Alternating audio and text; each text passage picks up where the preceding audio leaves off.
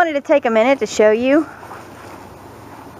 that my dogs aren't just lazy and slugs, that just because they're well behaved in the house and on all these videos doesn't mean they don't know how to have a good time. And this sort of behavior here, this playing, they know that this is allowed outside. I don't care what kind of mess they make out here. I don't care what they crash into.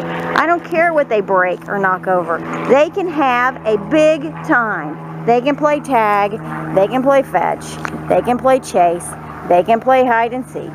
They can do whatever they want. But they don't act like this in the house. Ever. It's not allowed. If they start romping and playing, I send them outside. Or I put them on their placemats.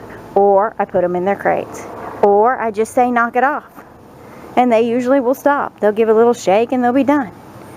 So this is another thing that's very important in your training, is to let the dogs know that when they're in the house, they must be well-behaved members of your household. I don't like my kids running around the house screaming. I'm not going to let my dogs run around the house screaming. They're not going to use my furniture to do flips and run around. They're not going to use any, not going to go lunging at the window, barking at people when I have the blinds open. We're not going to do that. We don't do that. So come outside, let your dogs play, encourage them to play outside, but when they're in the house, it needs to be calm.